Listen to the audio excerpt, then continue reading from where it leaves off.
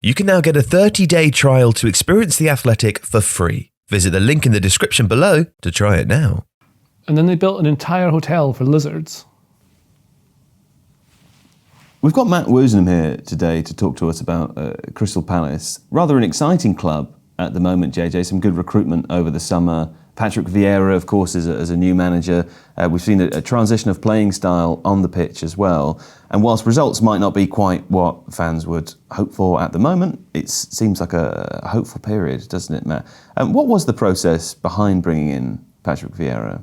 So Patrick Vieira would probably be the first to acknowledge that he wasn't the first choice for Palace. Who was? So they looked at both. They looked at a lot of managers in the summer. There was quite a relatively long list, I suppose.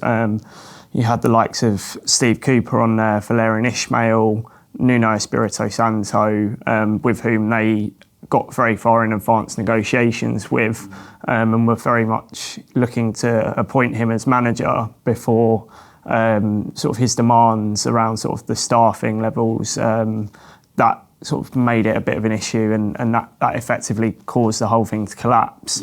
That worked out well for him as well. Yeah, I mean, given how it went with Spurs, and also the fact that he plays far less progressive, sort of pressing, high press football that Palace fans have really enjoyed this season under Vieira. I think it probably worked out for the best for Palace. And they also considered very much looked to have got Lucien Favre in as well. But again, that was another one that fell down right at the last minute. So that was another sort of pushback on their recruitment of a manager in the summer, which obviously delayed matters. But this is, I suppose, the advantage of having a sporting director in place. And they've recruited really well in the summer. So, I think you sort of say that results are not necessarily what fans want, but actually I think for the most part, fans are pretty happy with where Palace are at the moment. Did they hire Vieira with how he plays in mind or sort of long-term strategy? Because Favre's, he's well known for working with younger players and making them better. Yeah. So that makes sense for him as an appointment. Yeah, so that was one of the main reasons that they ended up with Vieira, was because he was willing to give young players a chance, whether that be external recruitment or advancements of the academy. They've just spent £20 million revamping their academy.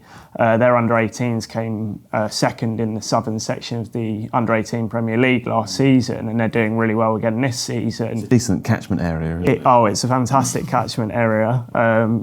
It's the perfect area for Palace to tap into, and obviously in previous years, and this is what Palace are trying to avoid, is losing players at a young age to Chelsea, to Arsenal, to Spurs.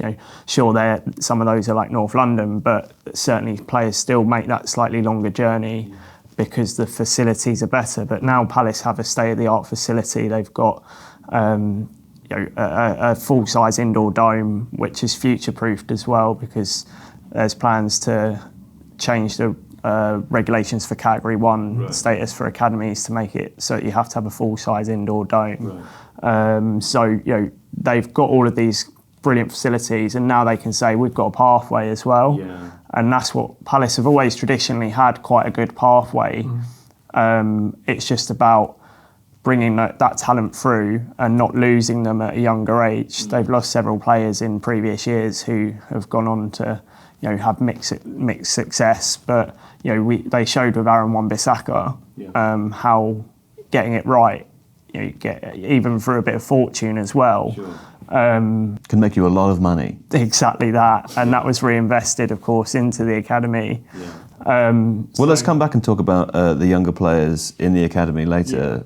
Lots of other younger players, JJ, were brought in through recruitment in the summer. It was quite an exciting summer for Crystal Palace. Yeah, huge turnover of players, because a lot of them came to the end of their contracts and things like that. So obviously it was planning in mind. But Mark Gay came in from Chelsea. You have to draw on a line. I didn't want to go away with line. £21 million for Mark Gay. That's correct. Joachim Andersen, is that how you say his name? Joachim. £15 million from Lyon. I've got all the information for you here, JJ. Don't you worry. You're full of information today. Conor Gallagher's coming on loan from Chelsea as well. Loan from Chelsea. He's been amazing, yeah. Who else have they signed? Michael Olise. Oh yeah, Michael Olise. From Reading. He's nice. £8 million. What a bargain. He's been... Will Hughes, £6 million from Watford. Oh, I haven't drawn him yet. You haven't drawn Will Hughes? I'll get Hughes up. Come on. And of course, Odsonne Edouard as well, £15 million from Celtic, who he scored in his debut, didn't he? That was exciting. Yes, I think it was the fastest goal as a substitute in the Premier League. I think it was 27 or 28 seconds. His first touch as well. What a way to make an I think impact. it was his second touch, technically, if you want to Because get he took technical. control then, yeah. He's good. I remember I watched Edouard a lot when he was at Celtic. And I thought it was an interesting choice of player because obviously like young, high ceiling potential. I think he came from PSG to Celtic originally. Well, this is what Palace were looking at in the summer. So you talked about the players who are out of contract. They let 9 senior players leave in the summer, which is a huge number. And there was concern, from the fan base around would they be able to, do that transition with a new manager. Well, not a complete new squad, but a lot of new players, having let so many go and having let so much experience go. They went from being one of the most, pretty much the oldest squad in the Premier League under Roy Hodgson for several years, and now they've completely transitioned into a much younger side. As you say, they brought Conor Gallagher in, they brought Mark Gay in. Joachim Andersen's not exactly so 25, old. 26 something? Yeah, I think he's 25 possibly. Gay's 21. Yeah, right, same age as Gallagher. I think they played together in Chelsea's youth team, and obviously with the England youth setup, they've all came through together, so they know each other really well. Odsonne Edouard, 23. Tyreek Mitchell's been outstanding at left back this season, and to the point that England are monitoring him. Obviously he's got a bit of way to go, and certainly there's a lot of competition there, but it shows how impressive he's been. He came through the academy. It's another example of that. But the recruitment has been excellent this summer. Well, it's nice to see that they've actually spent money as well. And I mean, it's kind of fortuitous timing, as you mentioned before. Lots of contracts of older players coming to an end.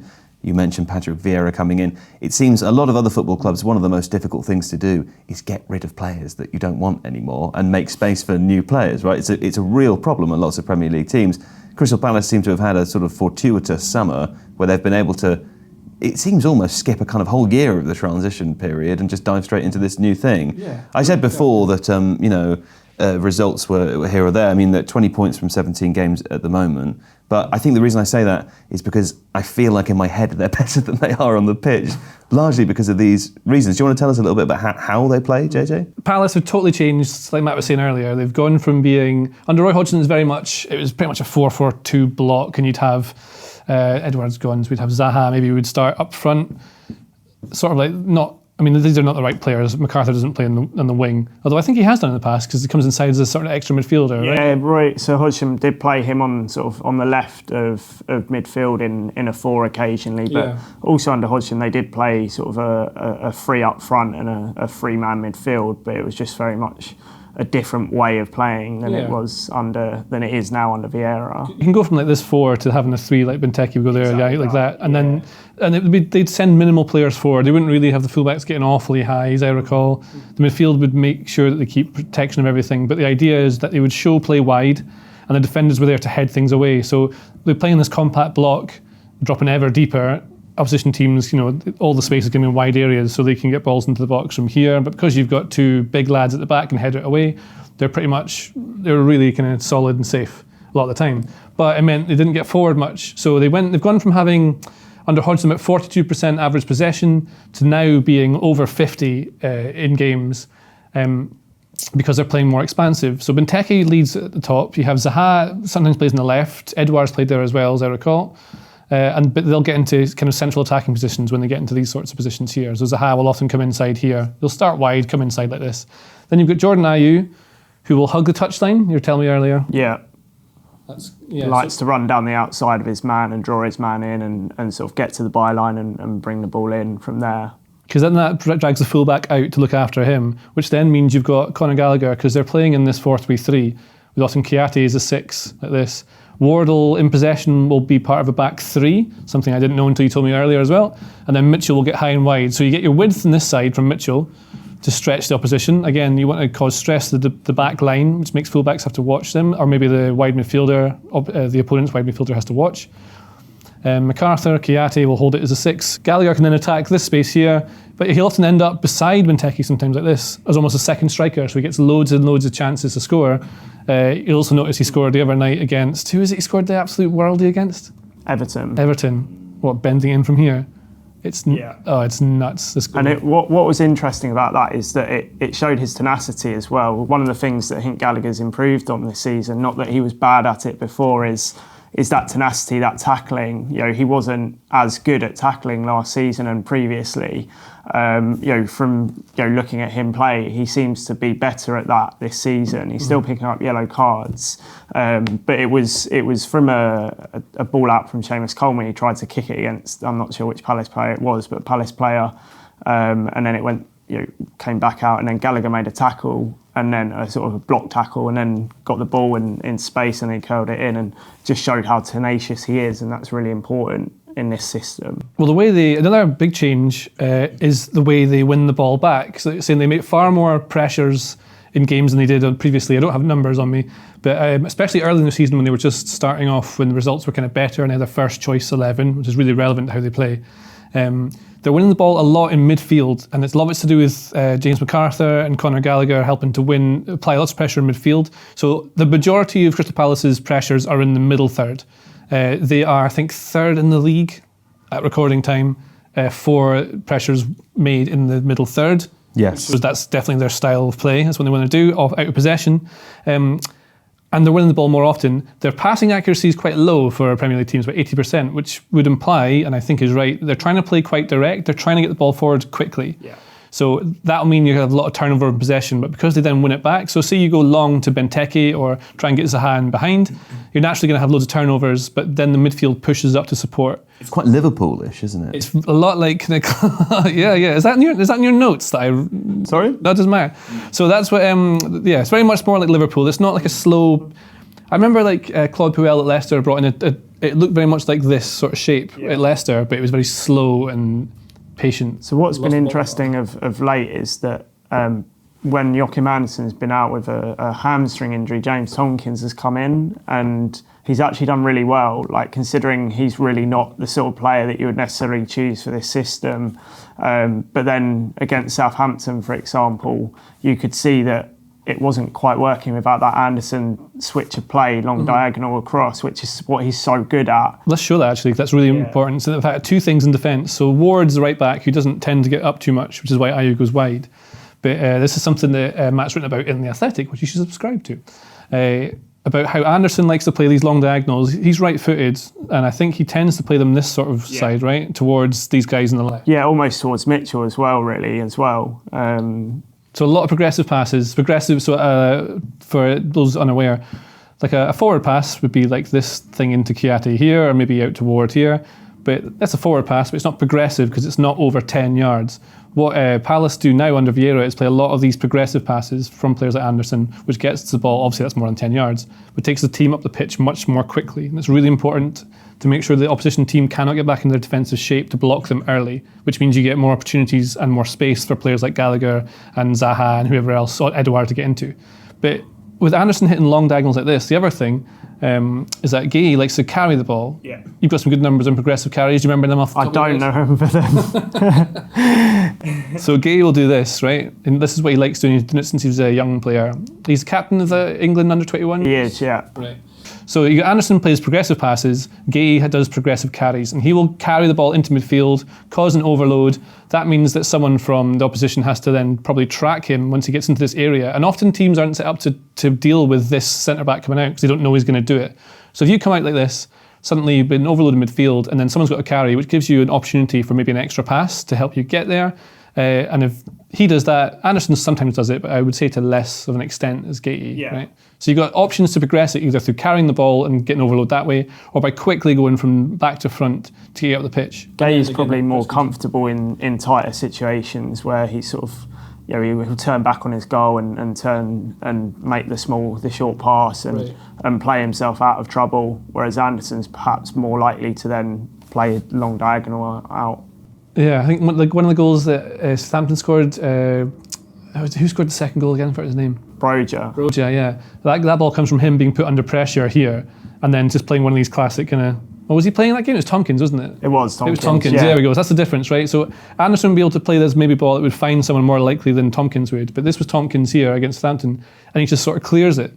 And then the ball, that's not the ball. The ball just comes over here, turns over, and then Southampton are able to turn that into a counter-attack, and they score. Brozier scores from about here with this really good shot. But this is the difference you've got in having players like Anderson in the team, is that they're a bit calmer under possession. You're saying Gay's a bit better under tight pressure situations. But in the past, what Palace would do when they had the ball or defending in these situations is just clear it. But now you've got someone like Gay who can take the ball in a tight situation and draw a free kick. I think there's an example in one of your pieces about against Liverpool where they win the ball and it's really, it's tight. They've got loads of the best players in the world attacking them. But then Gay's able to win the ball here, and rather than just head it away and then have another wave of attack coming at them, brings it out, draws a foul around a bit here, Palace can reset, and that slows the game down, allows them to control it out of possession. I'd like to talk about ongoing aims. Because I think there's no reason why, but based on what we see here, Matt, that Palace can't be one of those teams that start to, challenge to feature within the top 8, right? We've seen it this season with West Ham. Of course, in the past, we've seen it with Leicester, further back, Southampton, different examples, different sorts of teams. Yeah. You could even argue maybe Wolves, although it's a very different type of playing style. They've also made a dent in that top half of the table. Anyone else? Anyone else? Yeah, there are other teams there too. I could name some more if you'd like. Other teams, Tottenham, different example, of course. Aston Villa want to do it. Basically what I'm saying is everyone wants to do well. Everyone wants to do well. What do Crystal Palace want? To do well? It's really interesting with Palace because they had a sort of a slightly difficult start to the season, and that was a lot to do with the teams that they played. They played a lot of the top teams early on as they were getting into their groove, as they were signing new players, and obviously Gallagher was ineligible against Chelsea on the opening day, and that they didn't score until the West Ham game when Gallagher scored twice. So they didn't score, I think it was Watford in the Cup, Brentford and Chelsea. So I think it was 3 games without a goal. And there was a bit of concern about how it was going, but everyone knew and everyone knows, everyone sort of around Palace and Palace fans appreciate that this is a transitional season, and it's going to be almost the same probably next season as well. It's probably a 4-window transition, and we're probably 2 windows into it. And I think then they sort of got better, got into their groove, got into their pattern of play. Vieira started making some really good decisions with substitutions. Against Leicester, he brought Michael Olise on, scored almost immediately, and they came back from 2-0 down to draw 2-2. If they hadn't had self-inflicted for the 2 goals mistakes, then they could easily have won that game. And they went on a 7-game unbeaten run. Yes, I remember this. And then it was 3 defeats in a row. Is it so? This kind of causes me to think then that there's some level of inconsistency which should be expected. Of course, new manager, lots of new players.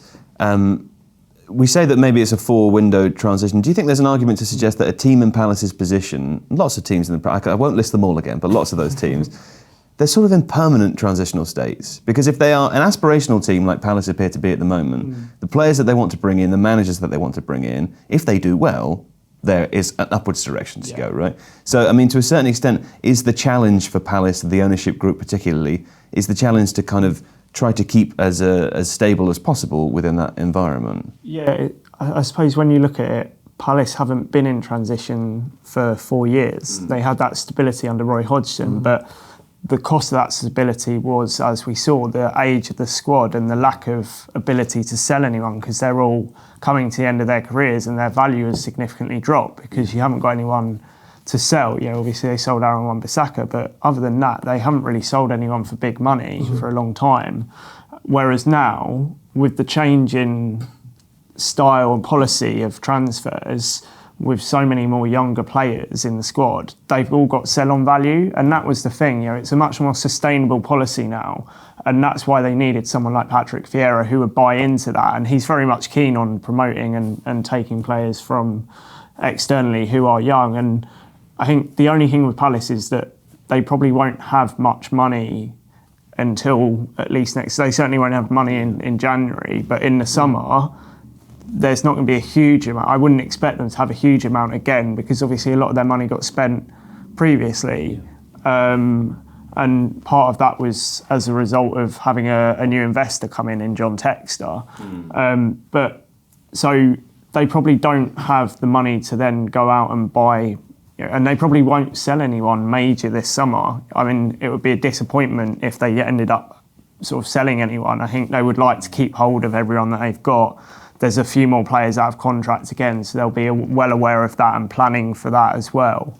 So I think it is still going to be a transition, but then I think there is the possibility of stability going forward after that for maybe a year or so. But then Can I ask a question about that planning, though? Because you mentioned earlier that Nuno Espirito Santo was a manager that they were linked with and had conversations with before that fell apart. That's a very different manager to Patrick Vieira, and we know that lots of money was spent this summer. It's all worked out very well.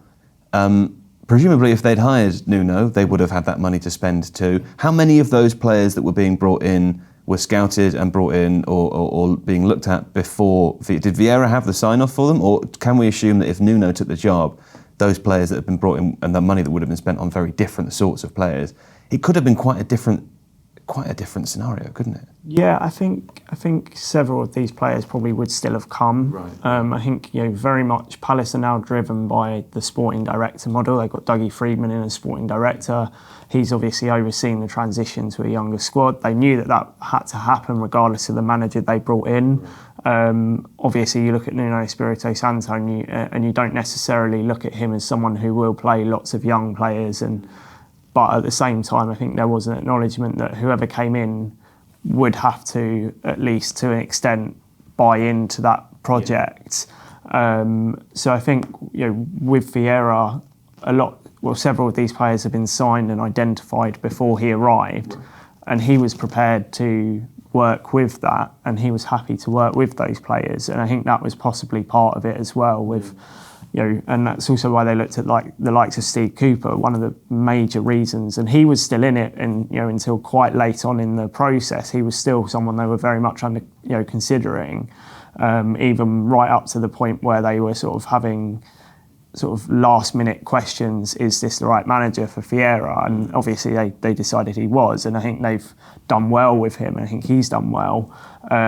It showed Valérien Ismaël again, someone who is prepared to take a chance on younger players. So there was always a consideration for younger players. However, there was almost that fear of what happens if we get a younger, less experienced manager in, because Palace have traditionally gone for experienced managers. Alan Pardew, Sam Allardyce, Roy Hodgson, firefighter managers, Ian Holloway, for example, as well. So they've always gone for.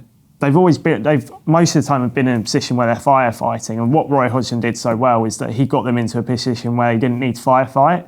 They could actively make a progressive choice. Whatever that choice was, they could make that choice under a lot less pressure than they had before. Everything was already wet. Exactly. It was already there to plan on. So, and I think it's worked out well so far. JJ, no tactics. But what's your thoughts about Crystal Palace, having watched them a bit this season? Are you excited? Yeah, I like them. I like the change. I think every club wants to play this progressive, attacking, high-press football now.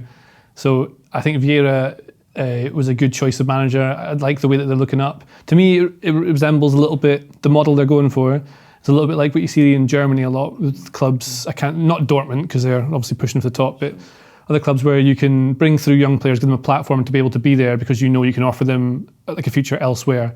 And so as long as you get your recruitment right and keep turning over those players, maybe something like that. And then you bring through young players. They've got a good youth academy system going on, so that's going to work for them.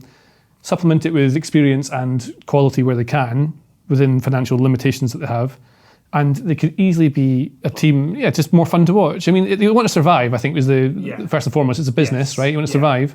But you can do that in a more entertaining way than having to sit low and this was always the problem. So you had the dilemma of, do we play more expansively and become a team? And I would stress they're certainly not mutually exclusive.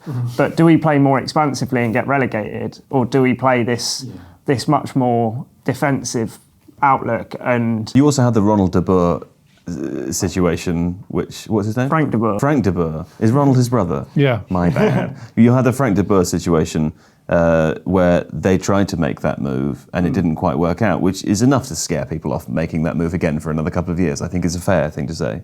Yeah, I think there was a lot of talk about when Vieira came in, externally. I'm not talking from Palace or Palace fans, but there was a lot of talk about, is it going to be another Frank de Boer situation? And this was so much different to that, and so it's proven. And yes, there was probably a bit in the back of their minds, like what happened when Palace went for Frank de Boer. But I think Frank de Boer has shown that perhaps there's the issues are perhaps with him as a manager, and I think there was a lot of frustration actually around the constant repetition of Frank de Boer, Frank de Boer, Frank de Boer, and how this is such a different situation to how it was under him in 2017. This is a totally different squad. There's a much better structure in place, and the manager is well liked by everyone at the club as well. He impressed, not that de Boer didn't necessarily, but also the choices that they had from their short list of managers. There were a lot of managers that Vieira got chosen over, which says a lot in itself as well. So I think, yes, there was an element of scarring from the de Boer situation, but that's very much in the past now, and there's no real sort of concern and lingering about that anymore. Well, okay, last question. If people are still watching by this point, they care about Crystal Palace, I imagine. Can you tell me the most exciting young academy player that Crystal Palace have at their disposal currently? It's got to be Jezran Rak-Saki. He's already made his Premier League debut, amusingly against Chelsea, from whose academy he was released at 16. He came into Palace Academy after being released by Chelsea, and he's a winger. He's sort of a forward. He's very much a winger, really. His first season in the under-18s was one where I think this was partly why Chelsea let him go, was the classic of his size. Like, not to say that Chelsea don't consider that, but he sort of had a massive growth spurt in that first season. He became stronger. His physical attributes meant that in that second season he scored a lot of goals. I can't remember exactly how many it was, but certainly double figures of goals. And he was very impressive in the under-18s, and he's moved up to the 23s, and I think he's in double figures for this season already. And he's been outstanding. He's very quick. He's very skillful. He's very direct. What's his name again? Jezran Rak-Saki. Okay, Rak-Saki. Let's watch out for him, eh? Remember the name. Thanks, Matt. Yeah. If you like this video, please consider subscribing to the channel. The Athletic brings you the best sports journalism in the world in a personalised experience, connecting you with the stories and teams that you care about the most. There's coverage of 13 sports, plus direct access to world-class journalists through live Q&As, discussions and podcasts. Not to mention, it's all ad-free. And you can try it now for free for 30 days by clicking the link in the description.